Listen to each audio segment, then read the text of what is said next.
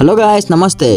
ఈరోజు రెస్టారెంట్ స్టైల్లో సింపుల్గా మంచి ఎగ్ ఫ్రైడ్ రైస్ అయితే చేశాను. దీనికి సంబంధించిన ఫుల్ వీడియో అయితే మన ఛానల్లో అప్లోడ్ చేశాను. లింక్ అయితే డిస్క్రిప్షన్లో పిన్ చేస్తున్నాను.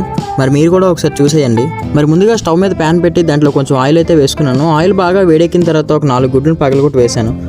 తర్వాత చిటికెడు ఉప్పేసి ఎగ్ కొంచెం వేగిన తర్వాత క్యారెట్, ఉల్లికాడలు, బీన్స్ని ఇలా చిన్న ముక్కలుగా కట్ చేసి వేసి బాగా కలిపేశాను. ఇప్పుడు రుచికి సరిపోయేంత ఉప్పు వేసాను. టేస్టింగ్ సాల్ట్ కూడా కొంచెం వేసాను. అది మీ ఆప్షన్ అండి, మీకు నచ్చితే వేసుకోవచ్చు, లేకపోతే లేదు. ఇప్పుడు ఇదంతా బాగా వేగిన తర్వాత ముందుగానే పొడిగా చేసుకున్న రైస్ అయితే ఉంచుకున్నాను. ఆ రైస్ని ఇందులో వేసి మిక్స్ చేసేసాను. మొత్తం అడుగు పట్టకుండా లో ఫ్లేమ్లో పెట్టి బాగా కలపాలి. తర్వాత వైట్ పెప్పర్ ఇంకా బ్లాక్ సాల్ట్ ఉంటే వేసుకోవాలి. నా దగ్గర బ్లాక్ సాల్ట్ లేదు, అందుకే ఓన్లీ వైట్ పెప్పర్ వేసాను. అలా లో ఫ్లేమ్లో ఉంచి ఒకసారి కలిపేసుకుని స్టవ్ ఆఫ్ చేసుకుంటే వేడివేడిగా పొగలొస్తున్న ఎగ్ ఫ్రైడ్ రైస్ అయితే రెడీ అయిపోయింది. మరి ఎగ్ ఫ్రైడ్ రైస్ని ఒక ప్లేట్లోకి సర్వ్ చేసుకుని ఒక ఆనియన్ తీసుకొని దాన్ని స్లైసెస్గా కట్ చేసి అలా ఫ్రైడ్ రైస్ మీద జల్లి వేడివేడిగా పొగలొస్తున్న ఎగ్ ఫ్రైడ్ రైస్ని ఒక్కొక్క ముద్ద తింటుంటే ఆ టేస్ట్ అయితే నెక్స్ట్ లెవెల్లో ఉంది. మీరు కూడా ఒకసారి ట్రై చేసేయండి.